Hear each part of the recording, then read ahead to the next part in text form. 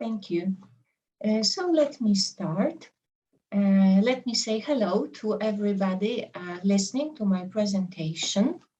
My name is Mira Czarnecka and I teach translation at the Institute of English Philology of the Pedagogical University in Cracow, Poland. I have been also translating literature from English into Polish since 1998. Today, I would like to talk to you about my most recent project, the translation of East Lynne by Ellen Wood, or as the book cover says, by Mrs. Henry Wood.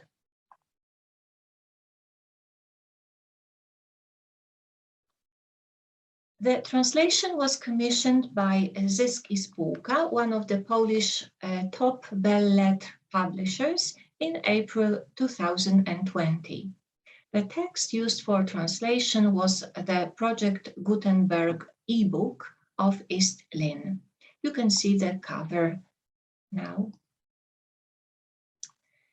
Ellen or Mrs. Henry Wood, along with Mary Elizabeth Braddon and Florence Marriott, were the three sensation novelists who operated as writers and editors in the 1860s and 1870s, when the literary and publishing industries were slowly opening up to women. They edited, respectively, the Belgravia, Argosy, and London Society magazines. As Beth Palmer says in Women's Authorship and Editorship in Victorian Culture, all were opportunistic and business-minded enough to capitalize on, if not form, popular literary trends.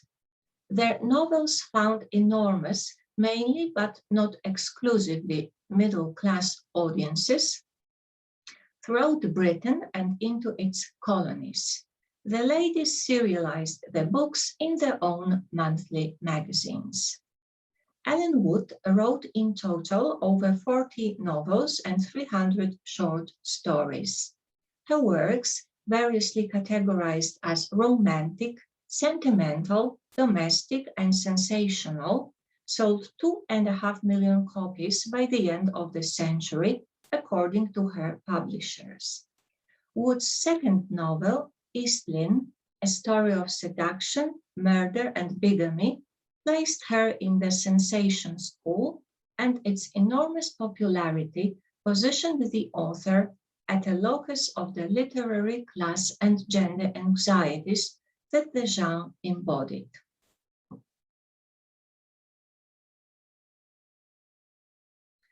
For most of the 20th century, the sensation genre has been critically characterized as a publishing phenomenon that burst onto the literary scene in the early 1860s and provoked fervent critical reactions, only to die out within 10 years or so. A quirky cul-de-sac contrasting the progressive narrative of the Victorian realist canon. The sensational novel's huge popularity and literary and cultural influence was tempered by what some contemporaries saw as the morally and aesthetically questionable nature of their sensational fiction. While the author's literary careers are stories of progress for women's autonomy and opportunity in publishing, their difficulties are also reminders of the anxiety and hostility felt by a predominantly male publishing industry towards what seemed to be a rapidly expanding group of women writers. Sensation novels were characterized by the use of labyrinthine plots involving fraud, bigamy, arson, murder, and the wrongful imprisonment of inconvenient family members in asylums. Contemporary critics considered novels sensational if they were judged to have broken either or both of two sets of boundaries. Firstly, sensation fiction was judged to destabilize the rules of realism through the alternative suggestions that life is either completely arbitrary or completely fated, and through the frequent punctuations of extraordinary events into her purportedly ordinary life. Secondly, sensation novels were repeatedly accused of breaking the boundaries of politeness, which were perceived as the bulwarks of moral mid-Victorian society. The nature of the term sensation has been and continues to be contested. Recent criticism has attempted to recontextualize sensation as a relative of the Gothic, as a form of popular culture, as a precursor of new woman fiction, and as an important element in magazine consumption.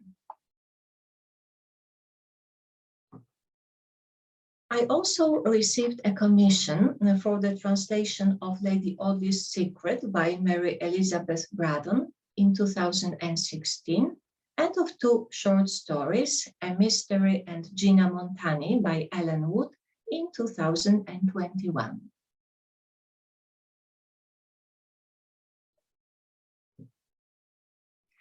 Ellen Wood combined in her writing the two seemingly conflicting discourses of sensationalism and pious Christianity.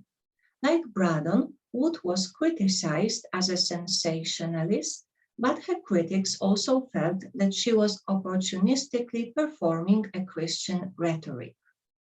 While her enormous sales figures demonstrate this aspect of her work to have been attractive to a broad variety of readers, many of her colleagues and critics thought that the religiousness manifested in Wood's work was performed rather than genuine.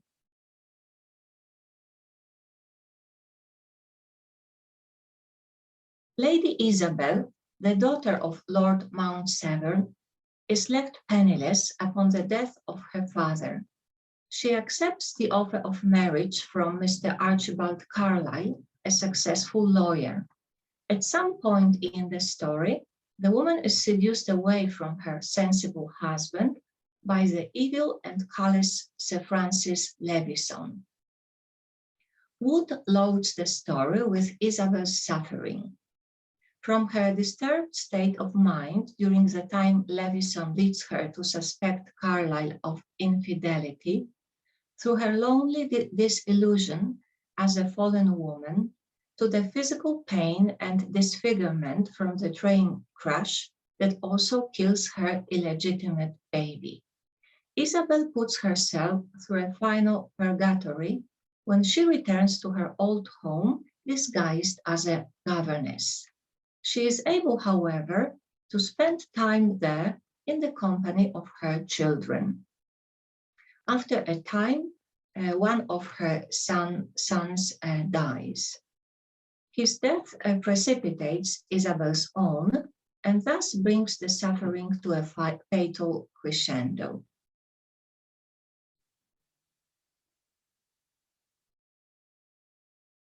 East Lynne's biblicism is manifested in the novel's repeated invoking of biblical language, most often heard in Lady Isabel's speeches and in authorial comments, for example, regarding the bearing of one's cross.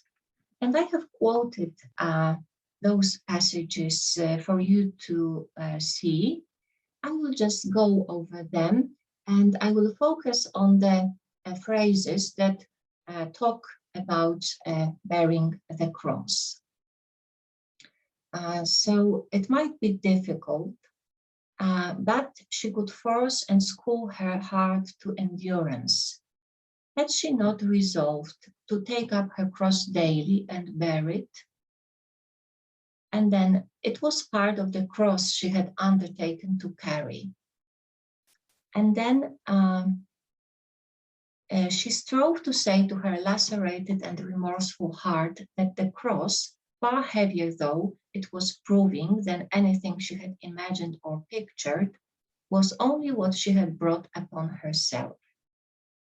And then her cross, she had never thought that her cross would be so sharp. And then an address to the heroine. This is not bearing your cross. This is just a commentary by the author. And then the cross had been too heavy. And then the heroine speaking, I tried to take up my cross.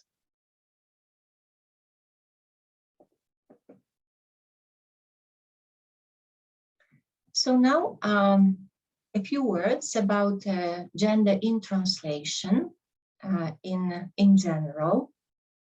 Sherry Simon, in Gender in Translation, Cultural Identity and the Politics of Transmission, writes that the relevance of gender questions for translation was first articulated in terms of emotional affinities. Women translators wondered why they were working on texts which suddenly seemed alien to them, texts whose premises they could not share. These individual reactions reflected a widespread intellectual preoccupation with identity and language. Translators and women have historically been the weaker figures in their respective hierarchies. Translators are handmaidens to authors, women inferior to men. The most compelling questions for translation studies and feminism remain. How are social, sexual, and historical differences expressed in language? And how can these differences be transferred across languages? What kinds of fidelities are expected of women and translators in relation to the more powerful terms of their respective hierarchies? Translation, we know, refers to a process of interlinguistic transfer. Translators communicate, rewrite, manipulate a text in order to make it available to a second language public. Thus, they can use language as cultural intervention, as part of an effort to alter expressions of domination, whether at the level of concepts, of syntax, or of terminology.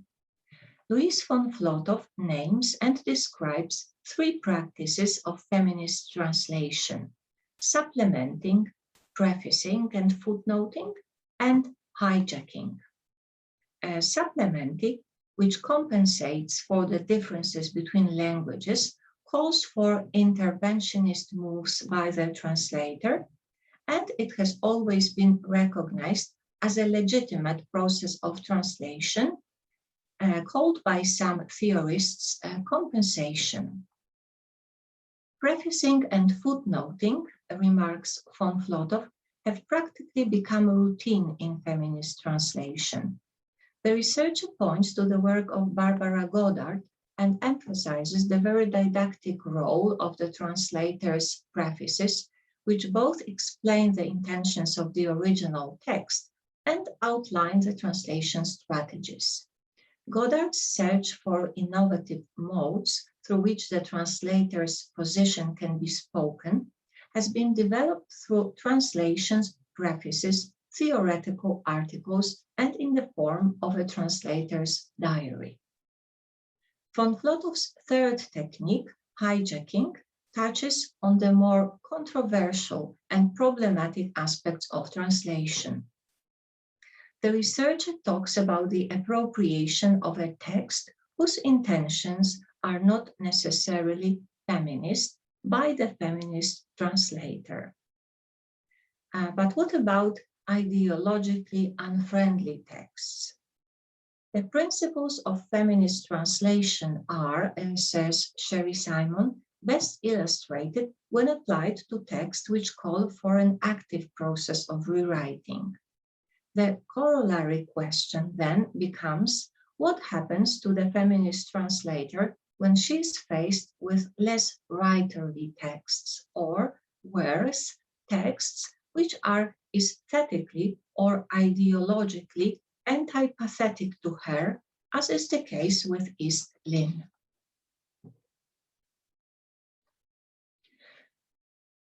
To answer this question, the researcher draws on the work of Garol Meyer, who speaks of the translator's attempt to give voice to make available texts that raise difficult questions and open perspectives.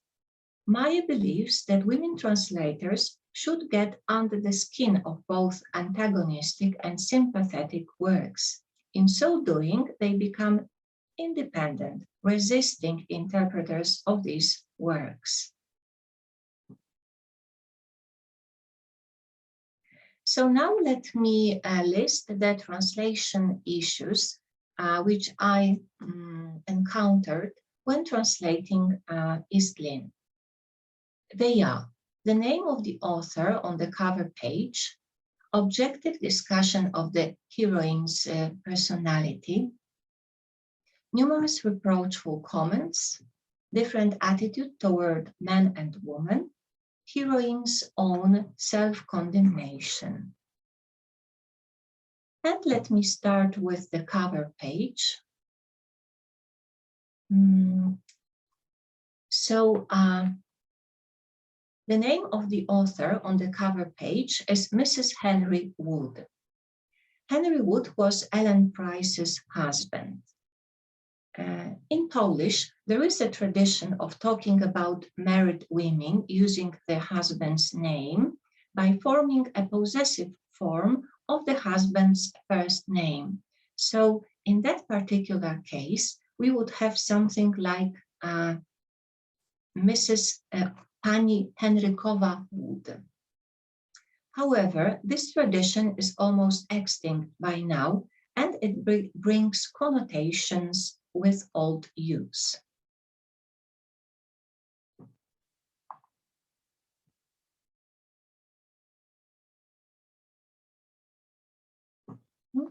My proposal was to use the name of the author, her first name, Ellen, and then her surname.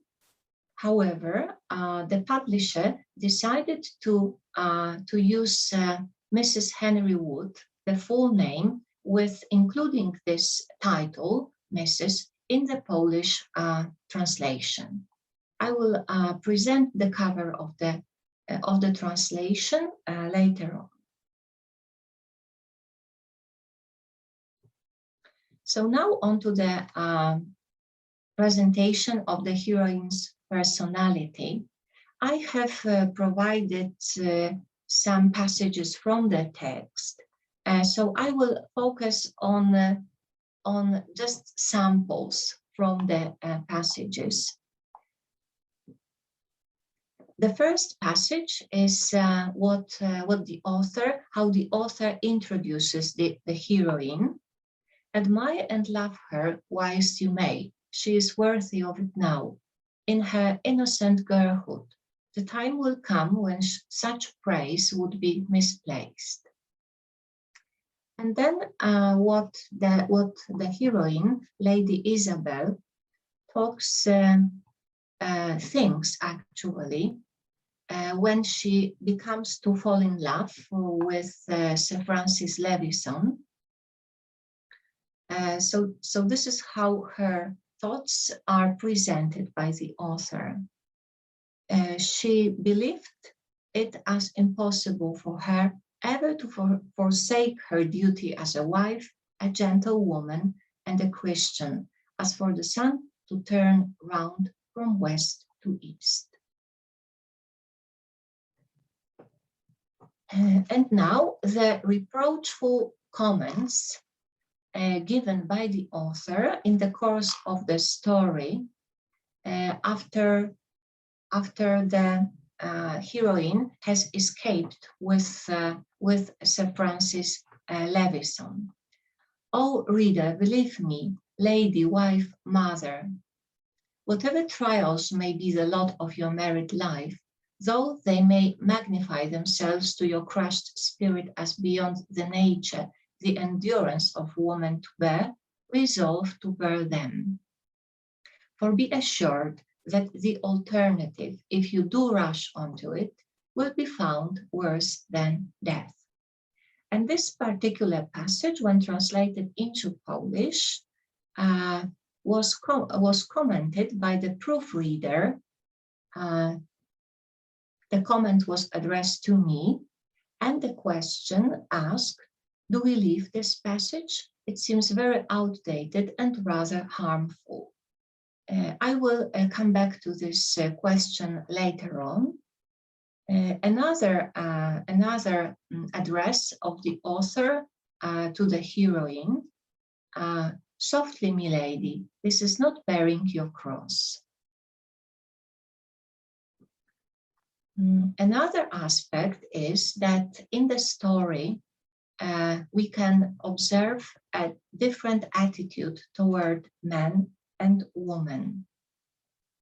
So Lady Mount Severn, to her son, upon hearing that Lady Isabel has supposedly died in the train crash. But shocking as it is better for her. And the son answers, killed in a railway accident, and for you to say that it is better for her? And then Lady Mount Severn, no one could ever have taken notice of her again. And then the boy continues, somebody else wrote more of the disgrace than she did. And he means Sir Francis Levison here.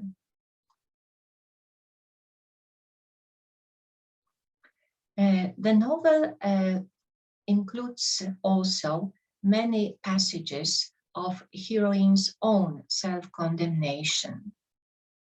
So let me just draw your attention to some samples. Lady Isabel,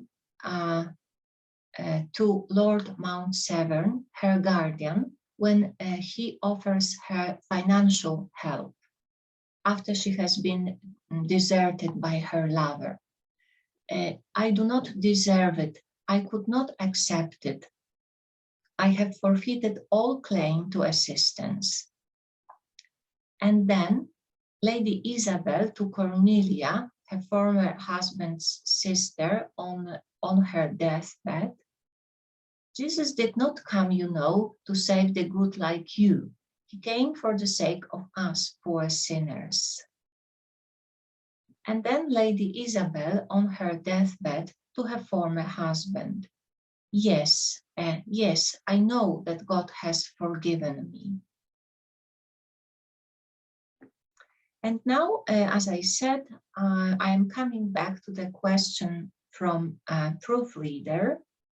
So the question was, do we leave this passage? It seems very outdated and rather harmful. I referred this question to the publisher but via the lead editor, and offered that if the publisher decides to keep the passage and other similar passages, I might write some commentary for the reader. However, the lead editor informed me that most probably they will leave the text intact. If necessary, the publisher will supply the note.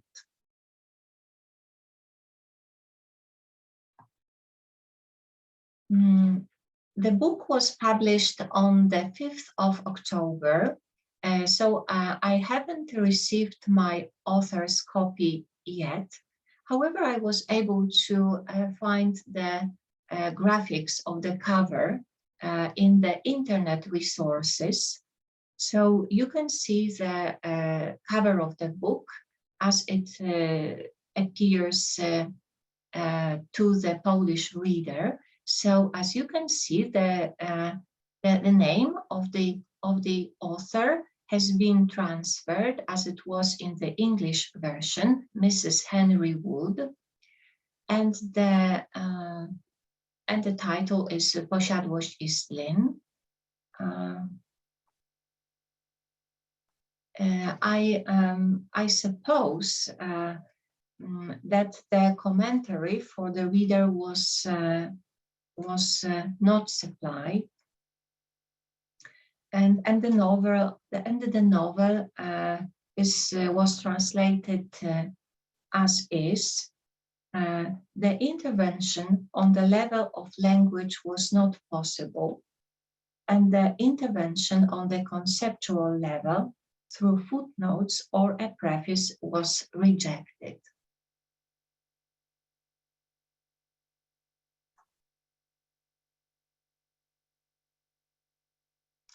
And here is my bibliography, and this is the end of the presentation. So thank you very much for your attention. Thank you very much, Mira. It was absolutely interesting. Actually, when I saw the Polish book cover, first I didn't realize that Mrs. was there. It seemed like an ornament, yeah, because it's the same style as those very curvy lines under the name, yeah. Mm-hmm. So Yes. perhaps, actually, if somebody is not very observant, then they may think that it was written by a man. Yeah. Yes. This is a very strange form of presentation, and also including the English title, the Mrs. Yeah. Yes. Unusual. Very unusual. Mm-hmm. Do you know why the publisher decided to include this form? Did they tell you? Or Mm-hmm. Well, I have cooperated with this publisher throughout my translator's career. However, we do not, as a rule, consult. They do not, as a rule, consult me as a translator. They don't ask for my opinion on many aspects. We do consult in the process of arriving at a final version. So I receive the text corrected by the proofreader, and we agree on minor issues. But the initiative has always been on the part of the publisher. So I do not decide which books they want to translate. They just turn to me with to commission a translation. And for sure, I can see that in the past years, I have been asked to translate several novels or collections of short stories from the 19th century. So I can observe the trend and the interest in the older literature, and possibly my individual style seems to the publisher appropriate for translating the older literature. However, I have talked about the communication that has occurred between me and the publisher, and that's all. So yes. So I have this impression that they just wanted to offer this book to the Polish reader as it is. I think it's possible that they treat it as a kind of a popular fiction. So maybe they expect that the reader just will be interested in the story, and if necessary, they will be able to judge those let's say harmful passages or seemingly outdated comments by themselves, and see that this is because the book was written in the 19th century, and now the times have changed, so the approach, of course, is different. Thank you very much. Thank you.